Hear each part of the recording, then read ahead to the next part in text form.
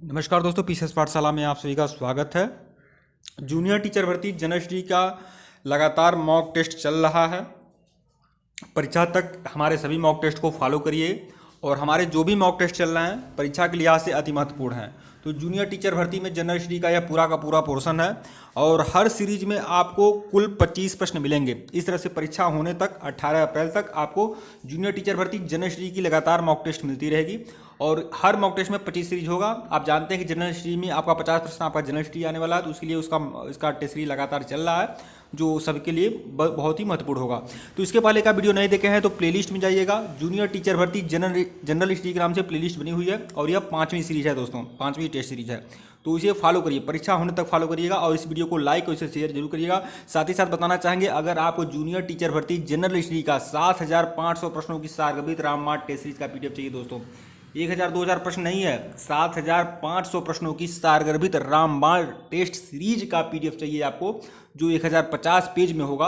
अगर यह आपको चाहिए तो जूनियर टीचर भर्ती जनरल हिस्ट्री के लिए पीडीएफ है, 7500 प्रश्नों की सारगर्भित रामबाण टेस्ट सीरीज का पीडीएफ है दोस्तों। अगर आपको चाहिए तो आप लोग हमारे ऑफिशियल व्हाट्सअप नंबर पर संपर्क करिएगा। हमारा जो ऑफिशियल व्हाट्सअप नंबर है वो डिस्क्रिप्शन में है, आप संपर्क कर लीजिएगा और आप लोग मैसेज करिएगा, कॉल बिल्कुल मत करिएगा। और ये जो 7500 प्रश्नों की सारगर्भित रामबाण टेस्ट सीरीज का पीडीएफ है, इसका जो मूल्य है वह 299 रुपया, 299 रुपया पेमेंट करने के बाद आपको यह पीडीएफ मिल जाएगा। तो जिनको भी चाहिए आप लोग संपर्क कर लीजिएगा। साथ ही साथ बताना चाहूँगा, GIC PGT, UP TGT PGT और जूनियर टीचर भर्ती में आपका जो भी सब्जेक्ट है उस सब्जेक्ट से संबंधित भी अगर आपको हैंड रिटन नोट चाहिए, कंप्यूटराइज नोट चाहिए, हैंड रिटन नोट चाहिए, कंप्यूटराइज नोट चाहिए, तो आप लोग का आपका सब्जेक्ट का संपूर्ण मटेरियल मिल जाएगा दोस्तों। उसका जो चार्ज है वो 499 रुपया, 499 रुपया पेमेंट करने पर आपको संपूर्ण मटेरियल मिलेगा, पूरा का पूरा हैंड रिटन नोट्स और कंप्यूटराइज नोट्स मिलेगा आपके अपने सब्जेक्ट का। लेकिन अगर आपको जूनियर टीचर भर्ती जनरल हिस्ट्री के लिए या जीआईसी पीजीटी जनरल हिस्ट्री के लिए अगर आपको टेस्ट सीरीज का पीडीएफ चाहिए तो आप लोग हमारे ऑफिशियल व्हाट्सएप नंबर पर संपर्क कर सकते हैं। उस टेस्ट सीरीज का जो पीडीएफ है उसका जो चार्ज है 299 रुपया है। ठीक है दोस्तों, आइए सीधे प्रश्नों पर आते हैं। प्रश्न संख्या 101 देखिएगा, भारतीय राष्ट्रीय कांग्रेस के प्रथम मुस्लिम अध्यक्ष थे। देखिए दोस्तों, हमारे जो भी प्रश्न हैं, हमारे द्वारा जो भी प्रश्न बताए जा रहे हैं आपको बहुत ही महत्वपूर्ण है, पूरी तरह से आयोग की तर्ज पे है, इसे नज़रअंदाज बिल्कुल मत करिएगा। भारतीय राष्ट्रीय कांग्रेस के प्रथम मुस्लिम अध्यक्ष कौन थे? तो वह मुस्लिम अध्यक्ष थे बदरुद्दीन तैयब जी। 1887 में भारतीय राष्ट्रीय कांग्रेस के अध्यक्ष बनते हैं, तो विकल्प बी जो है वो सही है, बदरुद्दीन तैयब जी। और मद्रास में यह अध्यक्षता करते हैं भारतीय राष्ट्रीय कांग्रेस की। प्रश्न 102 देखिएगा, भारतीयों ने साइमन कमीशन का बहिष्कार क्यों किया था? इसे भारत विभाजन हेतु बनाया गया था। और दूसरा देखिएगा, इसमें लेबर पार्टी की कोई प्रतिनिधि नहीं था। और तीसरा देखिएगा, इसका कोई सदस्य भारतीय नहीं था। तो इसमें कौन सा सही कथन है ये आपको बताना है। तो इसमें विकल्प सी जो है यही सही है, इसमें कोई सदस्य भारतीय नहीं था। देखिए, साइमन कमीशन जो आया था इसमें 7 सदस्य थे, साइमन कमीशन में 7 सदस्य थे और सातों के सातों अंग्रेज थे, इसीलिए साइमन कमीशन को श्वेत कमीशन भी कहा जाता है। तो विकल्प सी जो है वो सही है कि इसमें कोई सदस्य भारतीय नहीं था, इसलिए इस कमीशन का विरोध हुआ था और यह आया था फरवरी 1928 में आया था। मुस्लिम लीग का प्रथम अध्यक्ष कौन था? मुस्लिम लीग के जो प्रथम अध्यक्ष था वो कौन था? तो वह था आगा खां। मुस्लिम लीग का जो स्थापना हुआ था 1906 में हुआ था, समीउल्लाह खां ने इसकी स्थापना किया था। लेकिन मुस्लिम लीग के जो प्रथम अध्यक्ष थे वह थे आगा खां, विकल्प ए। प्रश्न संख्या 104 देखिएगा, निम्नलिखित में से कौन काकोरी कांड मुकदमे में सरकारी वकील था? काकोरी कांड मुकदमे में सरकारी वकील कौन था? तो काकोरी कांड जो घटित हुआ था 9 अगस्त 1925 को, 9 अगस्त 1925 को काकोरी कांड घटित हुआ था। यहाँ क्या है, एक ट्रेन थी, उसका नाम था eight down train. Eight down train एक ट्रेन थी, एट डाउन ट्रेन जो एक मालगाड़ी थी जो लखनऊ से सहारनपुर जा रही थी और काकोरी नामक स्थान पर इसे लूट लिया गया। और इसे लूटने वाले क्रांतिकारी जो थे ये आपके राम प्रसाद बिस्मिल थे, चंद्रशेखर आज़ाद से राम प्रसाद बिस्मिल, चंद्रशेखर आज़ाद, राजेंद्र लाहिड़ी, रोशन सिंह आदि थे। तो इसमें काकोरी कांड में जो सरकारी वकील था वो कौन था? तो जगत नारायण मुल्ला। जगत नारायण मुल्ला जो था वह सरकारी वकील था, विकल्प बी जो है वो सही है। प्रश्न 104 105 पे आइएगा। प्रश्न संख्या 105 देखिएगा, आज़ाद हिंद फौज के अधिकारियों के लाल किले में चल रहे मुकदमे में उनके पक्ष में निम्नलिखित में से किसने वकालत की? तो देखिए, आज़ाद हिंद फौज के अधिकारियों पर 1945 में लाल किले में मुकदमा चलाया गया था। आज़ाद हिंद फौज के अधिकारियों के लाल किले में मुकदमा चलाया गया था। और यह अधिकारी कौन थे? इसमें आपका थे पीके सहगल थे, फिर आपका मेजर शहनवाज थे और पीके सहगल थे, मेजर शहनवाज थे और कर्नल गुरुदयाल ढिल्लन आदि थे, जिन पर राजद्रोह का आरोप लगाकर दिल्ली के लाल किले में नवंबर 1945 में मुकदमा चलाया गया। आज़ाद हिंद फौज के अभियुक्तों की तरफ से किसने वकालत की थी? तो वह थे तेज बहादुर सप्रू। तेज बहादुर सप्रू जो थे वकालत किए थे आज़ाद हिंद फौज के जो अधिकारी थे उनके लिए तेज बहादुर सप्रू वकालत किए थे। और उनके साथ कौन था? तेज बहादुर सप्रू के साथ आदि भी वकीलों का पैनल था, जिसमें पंडित जवाहरलाल नेहरू थे, भूलाभाई देसाई थे और KN काटजू, ये इन लोगों ने पैरवी की थी। लेकिन जो इस समूह की अध्यक्षता किए थे वह थे सर तेज बहादुर सप्रू। सर तेज बहादुर सप्रू। प्रश्न संख्या 106 देखिएगा, गदर पार्टी की स्थापना हुई थी। गदर पार्टी की स्थापना जो हुई थी वह संयुक्त राज्य अमेरिका के सैन फ्रांसिस्को में हुई थी गदर पार्टी की स्थापना। और इसकी जो स्थापना हुई थी 1913 में हुई थी। 1913 में गदर पार्टी की स्थापना हुई थी संयुक्त राज्य अमेरिका के सैन फ्रांसिस्को में। इसके संस्थापक कौन थे? इसको जो संस्थापक थे लाला हरदयाल थे। और इसकी अध्यक्षता किसने किया था? सोहन सिंह ने इसकी अध्यक्षता किया था। और लाला हरदयाल जो थे इसके संस्थापक थे गदर पार्टी के। प्रश्न संख्या 107 देखिएगा, भारतीय राष्ट्रीय कांग्रेस का प्रथम अधिवेशन हुआ था। भारतीय राष्ट्रीय कांग्रेस का जो प्रथम अधिवेशन हुआ था वह कब हुआ था? तो 28 दिसंबर 1885 को भारतीय राष्ट्रीय कांग्रेस का पहला अधिवेशन हुआ था। और यह जो अधिवेशन हुआ था बम्बई में हुआ था, विकल्प ए। और बिमलेश चंद्र बनर्जी जो थे, WC बनर्जी, यह भारतीय राष्ट्रीय कांग्रेस के पहले अध्यक्ष थे। प्रश्न संख्या 108, निम्नलिखित पुस्तकों में से किस पुस्तक का संबंध भारत में राष्ट्रीय आंदोलन के विकास से जोड़ा जाता है? तो भारत में राष्ट्रीय आंदोलन के विकास से जोड़ा जाता है किस पुस्तक का संबंध है? तो वह है आनंद मठ का, आनंद मठ, विकल्प बी। प्रश्न संख्या 109 देखिएगा, और इसी आनंद मठ में ही आपका राष्ट्रगीत है संकलित। राष्ट्रगीत भी इसी आनंद मठ में है, ध्यान रखिएगा।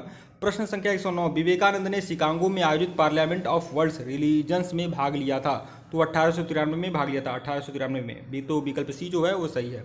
प्रश्न संख्या 110 देखिएगा, 1907 के भारतीय राष्ट्रीय कांग्रेस के सूरत के वार्षिक अधिवेशन की अध्यक्षता किसने की थी? तो यह जो सूरत का अधिवेशन हुआ था 1907 में, इसके जो अध्यक्षता किए थे वह किए थे रास बिहारी बोस। रास बिहारी बोस ने इसकी अध्यक्षता किया था। रास बिहारी बोस ने इसकी अध्यक्षता किया था।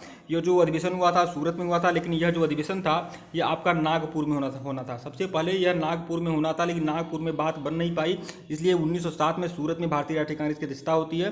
भारतीय राष्ट्रीय कांग्रेस का अधिवेशन होता है। इस अधिवेशन की अध्यक्षता किसने किया था? रास बिहारी बोस ने किया था। हालांकि यह जो अधिवेशन था सूरत में यह सफल नहीं हुआ, क्योंकि यहाँ पर स्वदेशी शब्द की व्याख्या को लेकर नरम दल और गरम दल में कांग्रेस दो भागों में विभक्त हो गई। इसीलिए यह जो अधिवेशन था सूरत में यह उतना सफल नहीं हो सका। इसीलिए इस अधिवेशन की पूर्ति के लिए बाद में कलकत्ता में अधिवेशन हुआ था। उसी साल कलकत्ता में अधिवेशन हुआ था। प्रश्न संख्या 111 देखिएगा। प्रश्न संख्या 100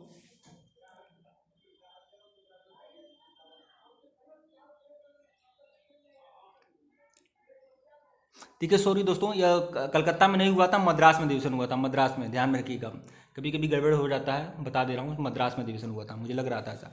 प्रश्न संख्या 111 देखिएगा, इंकलाब जिंदाबाद का नारा किससे संबंधित है? इंकलाब जिंदाबाद का नारा जो है किससे संबंधित है? तो इंकलाब जिंदाबाद का जो नारा है वह भगत सिंह से संबंधित है। भगत सिंह ने सबसे पहले इंकलाब जिंदाबाद का नारा दिया था। इंकलाब जिंदाबाद शब्द का प्रयोग किसने किया था? तो इकबाल ने किया है अपनी पुस्तक बंगे दर्रा में, लेकिन इसे एक नारा के रूप में विख्यात किसने किया है? तो वह भगत सिंह ने किया था, विकल्प सी। प्रश्न 112 देखिएगा, किस गवर्नर जनरल के समय भारतीय भाषा प्रसार अधिनियम समाप्त किया गया? वर्नाकुलर प्रेस एक्ट, इसका शुद्ध अंग्रेजी है वर्नाकुलर प्रेस एक्ट। तो किसके समय में यह समाप्त किया गया था? तो देखिए, वर्नाकुलर प्रेस एक्ट जो आया था 1878 में, यह लॉर्ड लीटन के काल में आया था। लॉर्ड लीटन का जो कार्यकाल है वह 1880 से और 1876 से 1880 है लॉर्ड लीटन का कार्यकाल। और उसके बाद 1880 के बाद 1884 तक लॉर्ड रिपन आ जाते हैं। तो 1878 में वर्नाकुलर प्रेस एक्ट को पास किया गया था। और फिर 1882 में लॉर्ड रिपन इस भारतीय भाषा प्रसार अधिनियम मतलब वर्नाकुलर प्रेस एक्ट को हटा देते हैं। 1882 में लॉर्ड रिपन। तो विकल्प ए जो है वो सही है, लॉर्ड रिपन, विकल्प ए। लॉर्ड रिपन बहुत ही उदारवादी सोच के थे और इन्हें इसीलिए भारतीय इनको सज्जन रिपन कहते थे, सज्जन रिपन, ध्यान रखिएगा। प्रश्न संख्या 113 देखिएगा, प्रथम गोलमेज सम्मेलन के बारे में निम्नलिखित में से कौन सा कथन सही नहीं है? कौन सा कथन सही नहीं है प्रथम गोलमेज सम्मेलन के बारे में? तो यह 1930 में आयोजित हुआ था, सही है। इसे साइमन आयोग की रिपोर्ट पर चर्चा करनी थी, यह भी सही है। इसका आयोजन लंदन में हुआ था, यह भी सही है। इसमें कांग्रेस प्रतिनिधिमंडल ने प्रतिभाग लिया था, यह गलत है। कांग्रेस प्रतिनिधिमंडल ने सिर्फ दूसरे गोलमेज सम्मेलन में भाग लिया था, दूसरे गोलमेज सम्मेलन में, ध्यान में रखिएगा। प्रश्न संख्या 114 देखिएगा, भारतीय स्वतंत्रता अधिनियम 1947 प्रभावी हुआ था। तो देखिए भारतीय स्वतंत्रता अधिनियम जो था वो पारित कब हुआ था, तो 18 जुलाई 1947 को यह पारित हुआ था। देखिए प्रभावी मतलब वही प्रभावी जो हुआ था 18 जुलाई 1947 को, 18 जुलाई 1947 को, 18 जुलाई 1947 को यह प्रभावी हुआ था और 15 अगस्त को आमतौर पर विभाजन हो गया। तो 18 जुलाई 1947 को भारतीय स्वतंत्रता अधिनियम 1947 प्रभावी हुआ था, 18 जुलाई 1947 को। तो विकल्प सी जो है वो सही है, ध्यान में रखिएगा। प्रश्न संख्या 115 देखिएगा, निम्नलिखित में से कौन अगस्त 1946 में गठित प्रथम अंतरिम राष्ट्रीय सलाहकार का सदस्य नहीं था। तो अंतरिम जो सरकार बनी थी 1946 में, उसमें कौन सदस्य नहीं था ये बताना है। तो सी राजगोपालाचारी सदस्य थे, बिल्कुल। डॉक्टर राजेंद्र प्रसाद भी सदस्य थे, आपके एस राधाकृष्णन जो थे सदस्य नहीं थे, जगजीवन राम भी सदस्य थे, श्रम मंत्री थे। तो राधाकृष्णन जो थे वह सदस्य नहीं थे, यहाँ ध्यान रखिएगा। तो विकल्प सी जो है सही है, राधाकृष्णन इसमें अंतरिम सरकार में शामिल नहीं थे, बल्कि ए, बी और डी शामिल थे। प्रश्न संख्या 116 देखिएगा, भारतीय राष्ट्रीय आंदोलन से जुड़ी निम्नलिखित घटनाओं का उनके कालक्रमानुसार क्रमबद्ध विवरण दीजिए। तो देखिए भारतीय राष्ट्रीय आंदोलन से जुड़ी निम्नलिखित घटनाओं का उनके कालक्रमानुसार क्रमबद्ध विवरण दीजिए। तो देखिए होम रूल आंदोलन जो था यह 1916 में आया था, होम रूल आंदोलन 1916 में होम रूल आंदोलन आया था। फिर चंपारण सत्याग्रह जो था यह 1917 में आया था, फिर 1917 में हुआ था चंपारण सत्याग्रह, 1916 में हुआ था होम रूल आंदोलन। जलियांवाला कांड जो हुआ था 1919 में हुआ था। भारतीय राष्ट्रीय कांग्रेस का अमृतसर अधिवेशन कब हुआ था। तो भारतीय राष्ट्रीय कांग्रेस का जो अमृतसर अधिवेशन हुआ था यह आपका 1919 में हुआ था दोस्तों। 1919 में भारतीय राष्ट्रीय कांग्रेस का अमृतसर अधिवेशन हुआ था, जिसकी अध्यक्षता जो किए थे वह मोतीलाल नेहरू किए थे। मोतीलाल नेहरू जी किए थे, जो जवाहरलाल नेहरू के पिताजी थे वह किए थे। 1919 में भारतीय राष्ट्रीय कांग्रेस का अमृतसर अधिवेशन होता है जो मोतीलाल नेहरू की अध्यक्षता में। प्रश्न संख्या 117 देखिएगा, निम्नलिखित में इनमें से किसे दी ग्रैंड ओल्ड मैन के नाम से जाना जाता है। दी ग्रैंड ओल्ड मैन किसे के नाम से जाना जाता है। तो भारत का वयोवृद्ध पुरुष भी कह सकते हैं और दी ग्रैंड ओल्ड मैन भी कह सकते हैं। तो यह कहा जाता है दादा भाई नौरोजी को, दादा भाई नौरोजी को। तो विकल्प सी जो है वो सही है। और 118 देखिएगा, मुसलमानों के लिए पृथक राष्ट्र का विचार दिया था। पृथक राष्ट्र का विचार किसने दिया था मुसलमानों के लिए। तो पृथक राष्ट्र का जो विचार दिया था यह सर मोहम्मद इकबाल ने दिया था, सर मोहम्मद इकबाल ने। और सबसे पहले यह किसके दिमाग की उपज थी पाकिस्तान। तो यह जो दिमाग की उपज थी वह रहमत अली के दिमाग की उपज थी। रहमत अली जो था कैम्ब्रिज विश्वविद्यालय में यह पढ़ते थे, रहमत अली। और मुसलमानों के पृथक राष्ट्र का विचार किसने दिया था। तो सर मोहम्मद इकबाल ने दिया था, विकल्प सी। प्रश्न संख्या 119 देखिएगा, निम्नलिखित के नेताओं में से किसने क्रांतिकारी संगठन अभिनव भारत समाज की स्थापना की थी। अभिनव भारत समाज की स्थापना किसने किया था। तो विनायक दामोदर सावरकर ने किया था। विकल्प बी जो है वो सही है, विकल्प बी, विनायक दामोदर सावरकर ने किया था, विकल्प बी। किसने कहा था, दरो दीवार पे हसरत की नज़र रखते हैं, खुश रहो अहले वतन हम तो सफ़र करते हैं। यह किसने कहा था। तो यह बताना है आपको, यह बात किसने कही थी। तो यह बात कहा था वाजिद अली शाह ने। वाजिद अली शाह ने यह बात कही थी, दरो दीवार पे हसरत की नज़र रखते हैं, दरो दीवार पे हसरत की नज़र करते हैं, खुश रहो अहले वतन हम तो सफ़र करते हैं। दरो दीवार पे हसरत की नज़र करते हैं, खुश रहो अहले वतन हम तो सफ़र करते हैं। वाजिद अली शाह ने किया था। वाजिद अली शाह ने रहस रास नामक एक रचना भी किया था, रहस रास। और एक किस्सा राधा कन्हैया, किस्सा राधा कन्हैया का नाम की रचना भी वाजिद अली शाह की थी। किस्सा राधा कन्हैया ऐसे करके था। और कत्थक शैली का विकास भी वाजिद अली शाह के दरबार में हुआ था। फिर ठुमरी गायन शैली का भी विकास वाजिद अली शाह के दरबार में हुआ था। तो यह सब देखिएगा। प्रश्न संख्या 121 देखिएगा, नीचे दिए गए कूट से घटनाओं का सही क्रम बताना है। तो सही क्रम बताइए, घटनाएं कहाँ हैं भाई। तो यह गड़बड़ है शायद, इसमें है नहीं। प्रश्न संख्या 122 देखिएगा, निम्नलिखित में से गांधी जी के रामराज के युगल सिद्धांत कौन थे। रामराज के युगल सिद्धांत कौन से थे। तो रामराज के युगल सिद्धांत क्या थे, सत्य और अहिंसा। सत्य और अहिंसा आप जानते हैं, विकल्प बी, सत्य और अहिंसा थे। गांधी जी के रामराज के युगल सिद्धांत क्या थे, सत्य और अहिंसा। प्रश्न संख्या 123, बहिष्कृत भारत पत्रिका से संबंधित थे। बहिष्कृत भारत पत्रिका से संबंधित कौन थे। तो बहिष्कृत भारत पत्रिका से संबंधित थे वी आर अम्बेडकर। देखिए बहिष्कृत हितकारी सभा, देखिए बहिष्कृत हितकारी सभा की स्थापना जो किए थे भीमराव अम्बेडकर किए थे 1924 में। बहिष्कृत हितकारी सभा की स्थापना बहिष्कृत हितग्राही सभा की स्थापना भीमराव अम्बेडकर ने 1924 में किया था और 1927 में यह बहिष्कृत भारत पत्रिका की संपादन किया था। बहिष्कृत भारत पत्रिका का संपादन किसने किया था? भीमराव अम्बेडकर ने 1927 में। और बहिष्कृत हितग्राही सभा की स्थापना कब किया था? 1924 में। तो यह चीज़ें ध्यान रखिएगा। गुलामगिरी पुस्तक किसने लिखा था? ज्योतिबा फुले ने लिखा था। गीता रस किसने लिखा था? बाल गंगाधर तिलक ने लिखा था। तो ध्यान रखिएगा। प्रार्थना समाज के संस्थापक कौन थे? आत्माराम पांडुरंग थे। प्रश्न संख्या 124 देखिएगा, भारतीय राष्ट्रीय कांग्रेस का 1885 में महासचिव कौन था? भारतीय राष्ट्रीय कांग्रेस का 1885 में महासचिव कौन था? अध्यक्ष नहीं पूछ रहा है। देखिए, भारतीय राष्ट्रीय कांग्रेस की जो प्रथम अध्यक्षता हुई थी, प्रथम अधिवेशन हुआ था, यह आपका बम्बई में हुआ था 1885 में, 28 दिसंबर 1885 में। और इसकी जो अध्यक्षता करने वाले थे ये बिमेश चंद्र बनर्जी थे। बिमेश चंद्र बनर्जी इसकी अध्यक्षता करने वाले थे। लेकिन इसके महासचिव कौन थे? तो ए ओ ह्यूम जो थे इसके महासचिव थे। तो विकल्प ए जो है वह सही है। प्रश्न 125 देखिएगा, मुस्लिम लीग द्वारा निम्नलिखित में से किस तिथि को सीधी कार्रवाई दिवस के रूप में निश्चित किया गया है? सीधी कार्रवाई दिवस के रूप में किस तिथि को निश्चित किया गया है? तो मुस्लिम लीग द्वारा सीधी कार्रवाई के रूप में कौन सी तिथि को निश्चित किया गया था? तो 16 अगस्त 1946 को। 16 अगस्त 1946 को सीधी कार्रवाई दिवस मनाया गया है मुस्लिम लीग के द्वारा। तो विकल्प बी जो है वो सही है। ठीक है दोस्तों, वीडियो को लाइक और चैनल को सब्सक्राइब करिएगा। हर टेस्ट सीरीज में आपको 25 प्रश्न मिलेगा और ये जो भी 25 प्रश्न है वो बहुत ही इंपॉर्टेंट है परीक्षा के लिहाज से।